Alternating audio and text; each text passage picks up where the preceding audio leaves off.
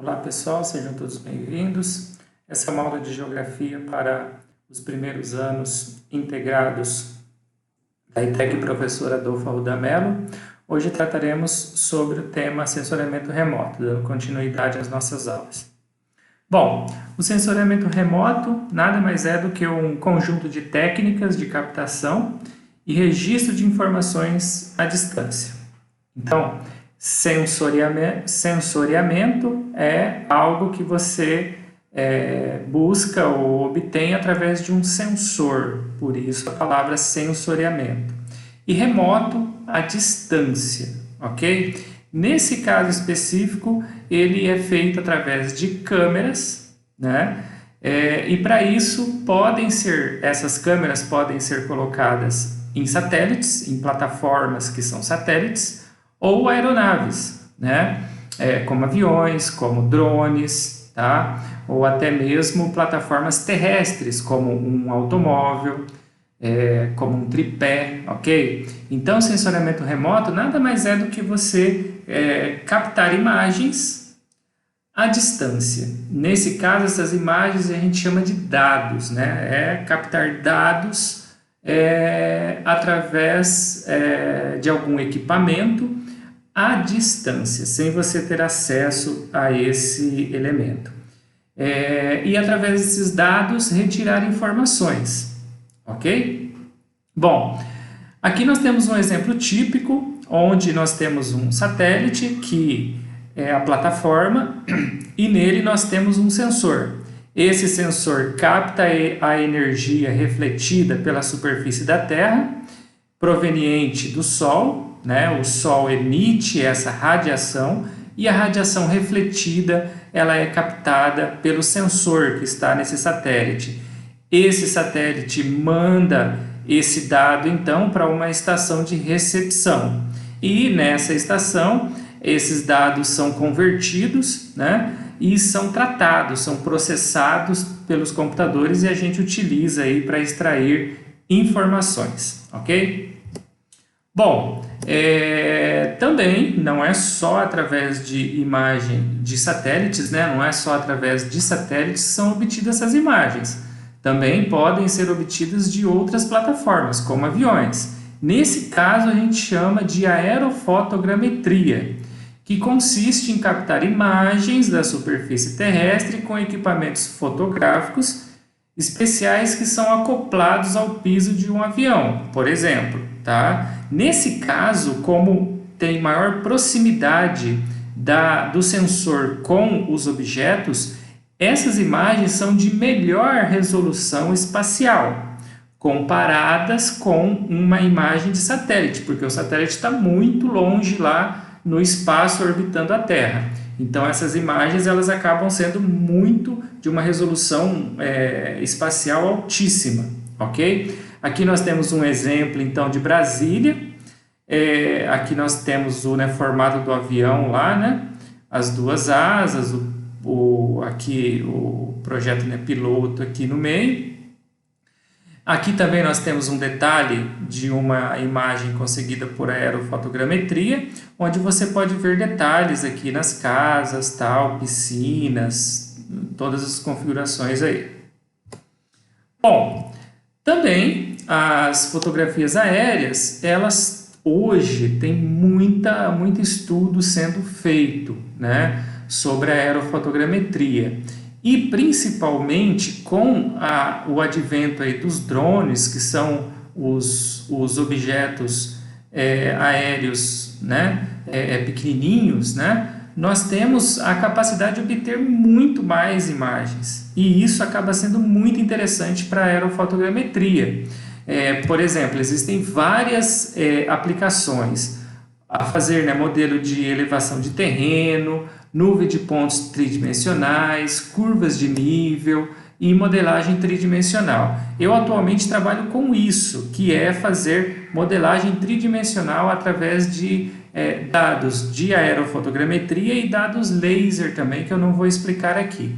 Mas um exemplo de curvas de nível, né? As curvas de nível que a gente viu na última aula, que acaba mostrando as alturas do relevo. Ó. Isso daí é conseguido através da aerofotogrametria, que pode ser feito com um drone simplesinho desse daqui. Esse daqui é o meu objeto de estudo, né, no doutorado, onde eu estou fazendo a modelagem tridimensional desse edifício aqui.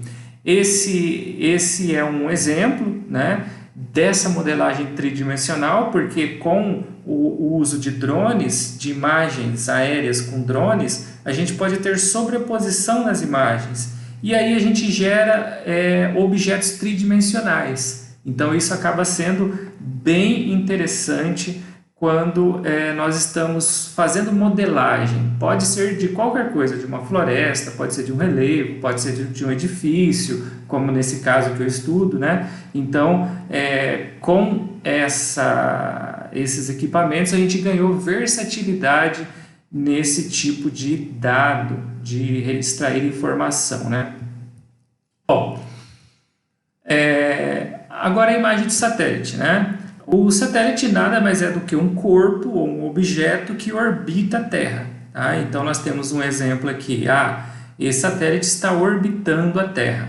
E esses satélites eles podem ser classificados em alguns tipos. O primeiro dele é o geoestacionário. O satélite geoestacionário ele vai acompanhar a rotação da Terra. Então ele vai pegar imagens sempre de uma mesma região. Por exemplo, esse satélite aqui, ele vai acompanhar a rotação da Terra, a Terra vai girar aí, ter um movimento de rotação e ele vai acompanhar a rotação. Para quê? Para ficar sempre sobre a América do Sul e tirar imagens sempre da América do Sul. Qual é a utilidade desse tipo de satélite? Fazer aí imagens como essa que são utilizadas em previsão do tempo, né? Em análise aí de previsão do tempo. Acaba sendo muito interessante porque precisa-se dessas imagens de hora em hora, de 30 em 30 minutos e para garantir que vão ter essas imagens para fazer as previsões, é colocado um satélite sobre a região de interesse e é feito ali o monitoramento dessa área, né, da atmosfera para ver o que está acontecendo. Então esse é o satélite geoestacionário.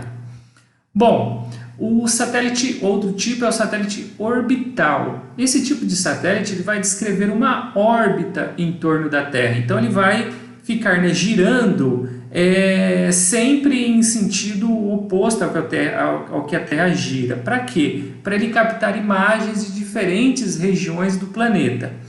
Por exemplo, o satélite orbital ele pode ter uma órbita polar, que é essa daqui. Então ele passa sempre pelos polos, ó.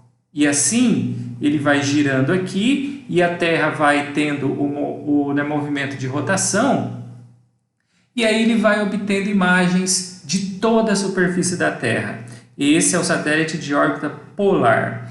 Já o satélite de órbita equatorial é aquele satélite que ele vai ficar dando voltas aqui na Terra, em volta da Terra, na linha do Equador. Esse tipo de satélite ele não é muito usual, ele tem muito poucos casos. Por quê? Porque ele vai ter uma imagem mais limitada da Terra. Ele vai ficar aqui mais na zona tropical, na zona equatorial, né, tropical, tirando, né, fazendo imagens. Isso, os satélites que têm esse tipo de órbita é principalmente para eles fazerem o monitoramento de florestas tropicais. Tá? Existem e é muito utilizado nesse ponto. Mas quando a gente trata de satélite orbital, a maioria, a imensa maioria esmagadora deles acabam sendo aí, de satélite de órbita polar, que é esse tipo aqui. Bom, aqui nessa animação, então, nós temos um satélite geoestacionário, ok? Vocês reparem que a Terra está tendo aí um movimento de rotação e ele vai acompanhando esse movimento para acompanhar a América do Sul, ó. Ele vai acompanhando para pegar sempre a América do Sul. Por quê? Qual é o objetivo dele? Geralmente, previsão do tempo. Previsão do tempo, sempre a gente vai ter esse tipo de satélite aí. Já nesse caso, nós temos um satélite orbital, de órbita polar. Por que a órbita polar? Porque ele passa pelos polos aqui, pelo polo norte e pelo polo sul, ok? Então, o que acontece? Ó, a Terra está tendo aqui o movimento de rotação dela e o satélite pega e passa aqui. Quando ele passar de novo, ele já vai estar enxergando lá embaixo uma outra área. E aí, quando ele passar de novo, a Terra já girou e ele vai estar enxergando outra área. Então, dessa forma, o satélite orbital ele tem a capacidade de obter imagens da superfície da Terra completa.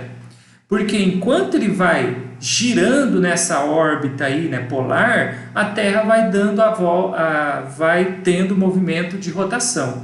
E toda hora que ele passa, ele vai estar vendo, ele vai estar imaginando uma área diferente. E ao longo de alguns dias, ele consegue obter uma imagem de toda a superfície da Terra. Então, esse tipo de satélite, ele é mais indicado para a gente ter aí uma cobertura total da superfície da Terra. Diferente do geoestacionário, que ele vai ter apenas daquela região específica, tá? Bom, os tipos de sensores, eles se dividem em dois tipos. Sensor, então, é o equipamento que está acoplado no satélite que vai obter a imagem, certo? Então, o primeiro deles é o sensor ativo. Esse sensor ativo, ele vai emitir a radiação dele. Ele vai ter a sua própria fonte de radiação. Então, como nesse esquema aqui, ele emite a radiação e depois ele pega de volta a radiação refletida pelos objetos, ok? Então, é interessante esse tipo de satélite porque ele não necessita da radiação solar, tá? E, mais interessante ainda, porque ele gera dados à noite e com interferência de nuvens também em alguns casos, ok? Então ele consegue muito mais dado, ele cobre uma área maior porque ele não tem essa limitação de dia e de noite, principalmente a interferência de nuvens, mas o tipo de aplicação dele acaba sendo um pouco mais restrita. Por exemplo, aqui nós temos essa imagem de radar. E aqui a gente pode ver, aqui é Brasília, tá? Aqui a gente pode ver a água, né? A gente pode ver a cidade, né? As áreas em volta aqui. Esse tipo de satélite ele não tem uma resolução espacial tão alta, tá? Então ele é para determinados tipos aí de aplicações. Principalmente a parte de geologia utiliza muito esse tipo de sensor pelo fato de ele conseguir discriminar ali tipo de rocha, minérios, áreas degradadas, tá? Também é muito aplicado em florestas, ok? Então tem aí as suas aplicações. Outro tipo de sensor é o passivo. O sensor passivo, ele depende da radiação solar. Então, nesse esquema aqui, o Sol emite radiação, a superfície terrestre, todos os corpos aqui vão refletir parte dessa radiação. Então, o que acontece com essa radiação que vem do Sol? Parte dela, os objetos vão absorver, ok? Outra parte eles vão refletir de volta para o espaço. E aí o que acontece? Esse satélite ele é capaz de pegar essa radiação que está sendo refletida pelo objeto, tá? Então precisa da radiação solar. Ele capta a radiação refletida pelos corpos, foi o que eu disse. E ele gera dados somente durante o dia e sem interferências de nuvem. Então precisa ter aquele céu azul, limpo, sem nuvem, para ele conseguir a imagem. Tá? E à noite esquece, como não tem fonte de radiação, ele não consegue enxergar nada lá embaixo, ele não vai gerar nenhuma imagem. Tá?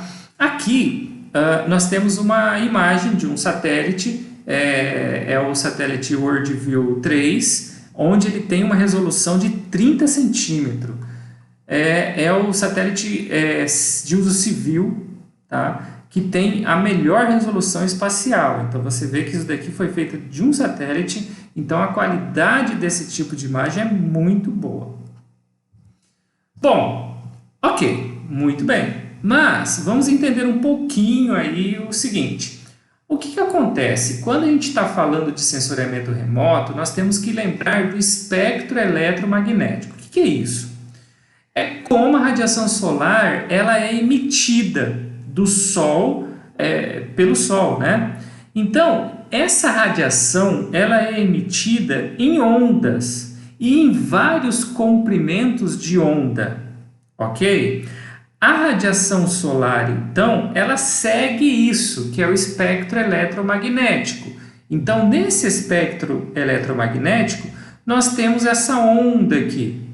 E aqui a gente vê o comprimento de onda. O comprimento de onda nada mais é do que a distância entre as cristas aqui, ó, tá? Que é um período, né? Daqui, dessa crista, a essa outra crista, tá? Então, isso a gente chama de comprimento de onda, tá? Então, nós temos lá desde os raios gamas, onde o comprimento de onda é bem pequeno, até as ondas de rádio, onde as ondas, comprimento de onda é bem longo, ok? Bom, os nossos olhos, eles só conseguem ver a radiação no espectro visível. Então, de todo esse espectro eletromagnético aqui, nós só conseguimos enxergar isso aqui, certo? Apenas essa luz visível, que vai aqui do 350 por aí até uns 780. É isso o que a gente consegue enxergar, ok? De 380 mais ou menos nanômetros até 740, 750 nanômetros. Só que o Sol, ele emite radiação desde os raios ultravioletas até o infravermelho, certo? Então, tem muita radiação aí que a gente não está conseguindo ver. E o que acontece? Os sensores, eles são desenvolvidos pela engenharia para ele ver, para ele captar todos esses comprimentos de onda aí que o Sol emite e os corpos vão refletir. Ok? Então, por isso que é muito interessante o uso do sensoriamento remoto, pelo fato de que nós conseguimos ter uma ampliação da nossa visão e para determinados fenômenos aí.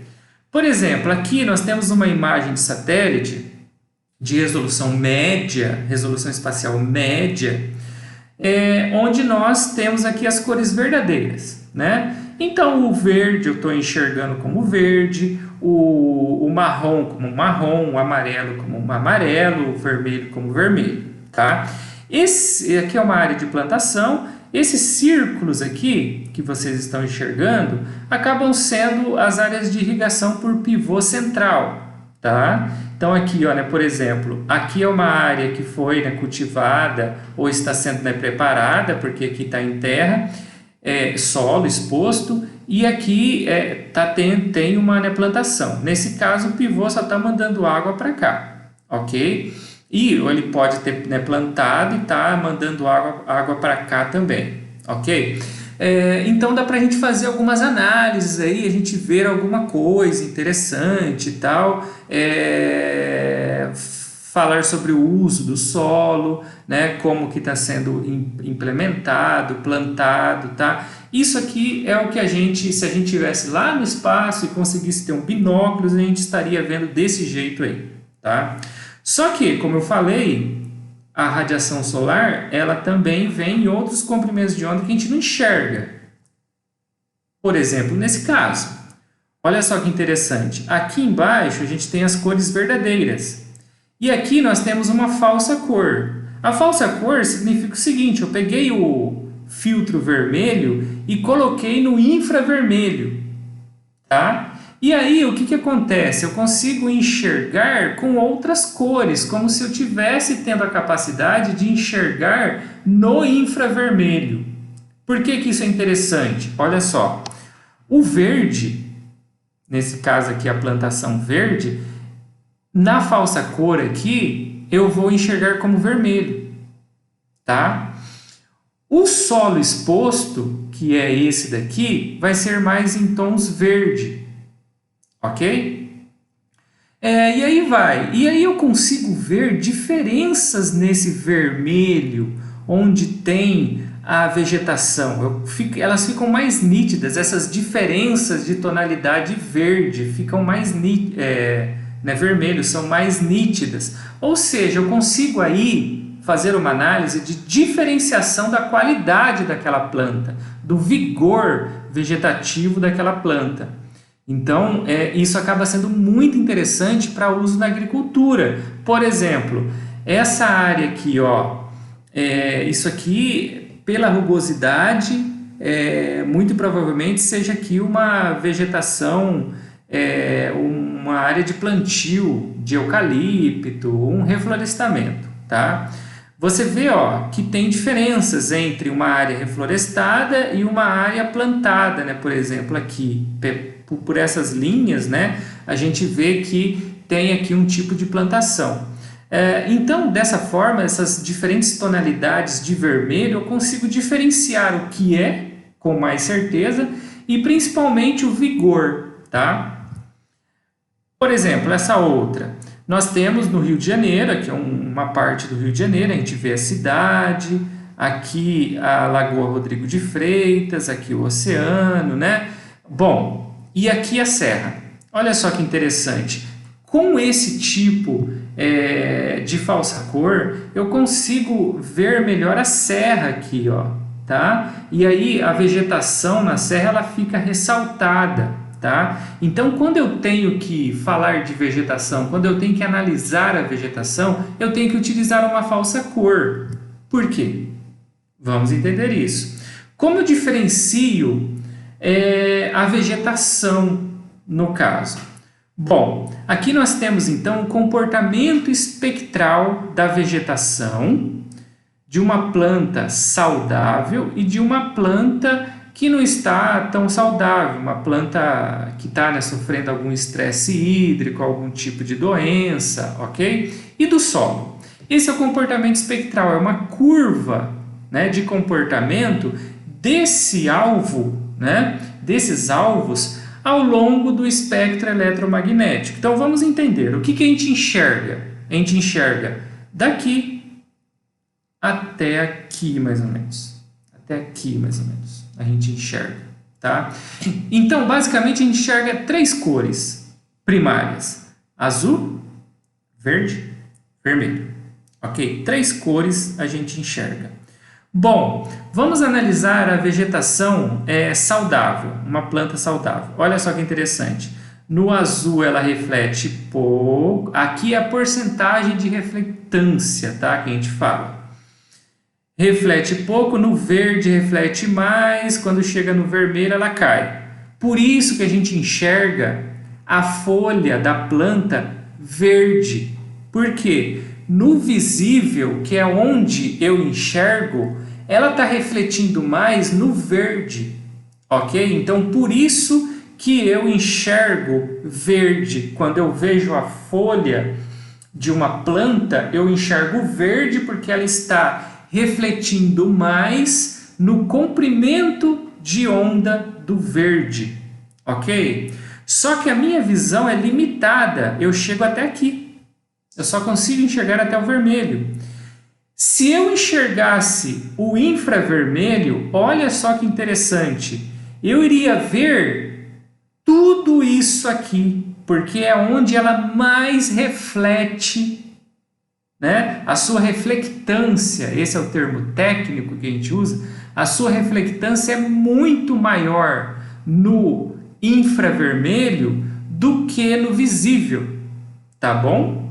Então, o que acontece? Quando eu quero diferenciar dois tipos de plantas, uma que está saudável, outra que está sofrendo algum tipo de estresse hídrico, se eu for utilizar apenas o visível, olha só a diferença das curvas. É muito baixa a diferença. Vai ser difícil para eu identificar que essas duas plantações estão diferentes. Agora, quando eu analiso no infravermelho, olha só que interessante a diferença. É muito grande. Então, uma planta que está doente, que está sofrendo estresse hídrico, eu consigo identificar na minha imagem de satélite, quando eu estou tendo a banda, a gente chama de banda, tá? Essa banda do infravermelho, do infra, né, vermelho. Por quê? A saudável, ela vai aparecer como? Se eu coloco, né, vermelho nessa banda, ela vai aparecer muito vermelho, aquele vermelho fogo, tá? E já a planta que não está saudável, ela vai aparecer um laranjinha, certo? Porque a reflectância dela ali está em torno de 30%, enquanto a da saudável está próximo de 60%. Então, se a gente for fazer uma análise rápida aqui, ó, nesses talhões de plantação aqui, a gente vê essas diferenças, ó. A gente tem essa parte aqui, ó, que está mais próxima de amarelo, laranja, mais próximo de laranja, essa daqui já está com vermelho mais intenso, ou seja, essa parte aqui, ó, ela está com algum tipo de problema, a planta está com algum tipo de problema, certo? Então, o que acontece? Eu tenho que mandar uma equipe para lá para ver o que realmente está acontecendo. A imagem de satélite vai te mostrar o caminho, ela vai te falar, ó, vai lá para ver o que está acontecendo. Talvez seja o solo, talvez esteja faltando algum tipo de fertilizante, talvez o próprio solo, a qualidade do solo, talvez aqui a qualidade do solo seja inferior, aqui talvez seja uma qualidade do solo melhor, ou talvez aqui esteja mais seco, certo? Se for uma grande área, se eu estou proporcionando irrigação aqui, talvez aqui molhou mais, aqui molhou menos, ou seja, essa área vai produzir menos, porque com o satélite eu estou vendo que a planta aí está com algum tipo de problema, ok? E isso eu consigo identificar através dessas bandas, olhando para o infravermelho, ok? Por exemplo, aqui o solo, né? O solo tem uma outra curva espectral, diferente da planta. Ele tem uma homogeneidade aí, mas se eu quero diferenciar, ver melhor esse solo, é no infravermelho também, porque é onde ele está tendo maior reflectância. Então, para cada objeto, para cada alvo que nós temos aqui na superfície, nós temos uma curva espectral dessa. E através desse entendimento dessas curvas espectrais é que eu consigo fazer as diferenciações, ok? E analisar e retirar informações dessa imagem de satélite, ok? Bom, aqui nós temos um outro exemplo, uma imagem de desmatamento, isso daqui está na cor natural, tá?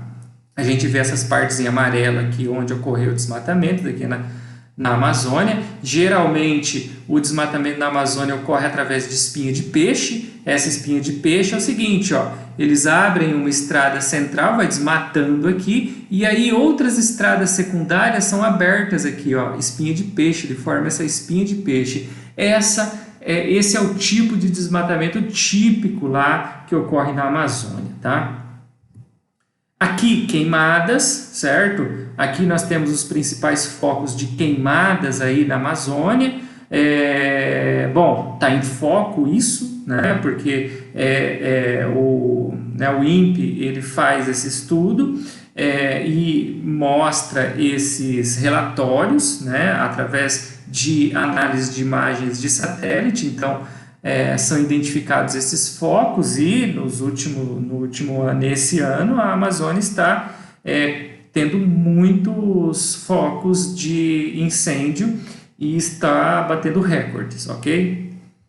Bom, aqui nós temos exemplos aí de principais satélites, né? Nós temos o Landsat, esse daqui, esse é o Landsat 8, a família Landsat 8. O primeiro foi o Landsat 1, que foi lançado em 1972. Ele é um satélite de média resolução espacial, de 30 metros, tá?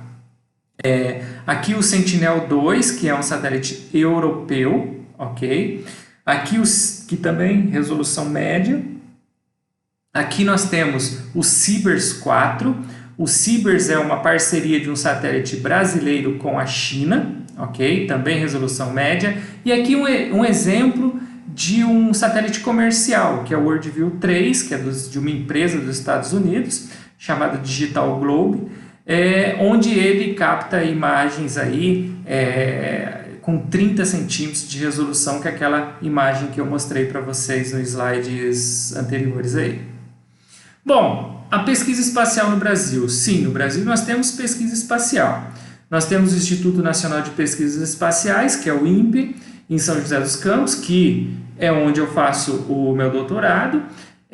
No INPE, a gente trabalha com dados espaciais, dados de satélites, né? E no INPE, nós temos a sala de controle de satélites, que é o Centro de Controle de Satélites, onde os satélites, o Sibers, né, ele é rastreado, né, ele é controlado dessa sala.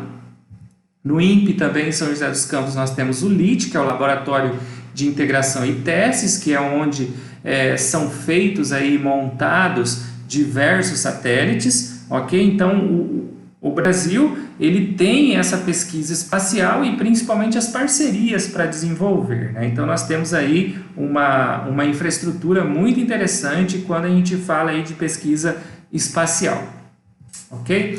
Pessoal, então é isso. Agradeço a participação de vocês e estou aí para qualquer dúvida. Obrigado, abraço.